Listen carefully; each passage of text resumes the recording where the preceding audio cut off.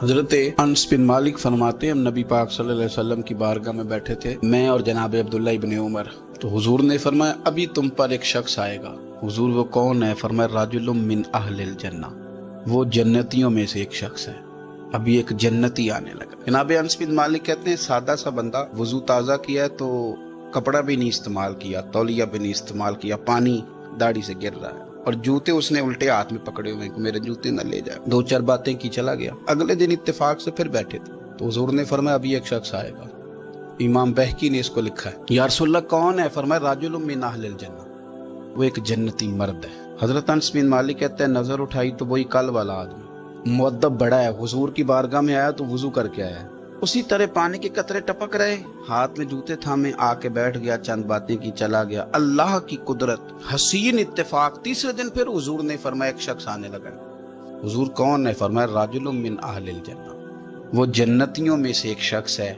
حضرت انس بن مالک کہتے ہیں وہ آیا، بیٹھا، بات چیت ہوئی، ہمیں اس پر بڑا رشک آنے لگا۔ کمال نہیں ہو گئی؟ حضور تو کسی کو اشارتاً جنتی کہہ دیں تو اس کی موج لگ گئی، تو اسے تو حضور نے 3 دفعہ جنتی کہا، اتنا بڑا اعزاز اس کو ملا ہے۔ حضرت عبداللہ ابن عمر کہتے ہیں وہ جب باہر نکلا تو میں اس صحابی کے پیچھے ہو گیا، میں نے ان سے گزارش کی کہ اگر آپ مناسب سمجھے تو 3 دن مجھے اپنے گھر میں مہمان نہیں بنا لیتے؟ تو کہنے لگے بسم اللہ، میں کوئی امیر آدمی نہیں ہوں، روکھی سوکھی کھاؤں گا، آپ بھی کھائیے گا، جس ٹوٹے پھوٹے بستر میں سوؤں گا آپ بھی سوئیے گا۔ میں اس کے گھر 3 دن اور 3 راتیں مہمان رہا۔ کیوں؟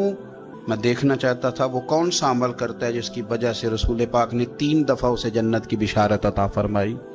لیکن حضرت عبداللہ ابن عمر کہتے ہیں ایک تو وہ ضرورت کے وقت بولتا، باقی ٹائم چپ رہتا، اور کوئی خاص عمل نہیں، روٹین کی نماز پڑھتا، وہ اور روٹین کے وظائف پڑھتا، میں اس سے زیادہ نفل پڑھتا، میں رات کو تہجد کے لیے اٹھ جاتا، وہ سویا ہوتا۔ ہاں جب وہ کروٹیں بدلتا نا دائیں بائیں تو پھر اس کی زبان پر میں کوئی اللہ کا ذکر سنتا، وہ سویا رہتا۔ 3 دن 3 راتیں میں رہا۔ میں نے اسے کہا میں جاؤں؟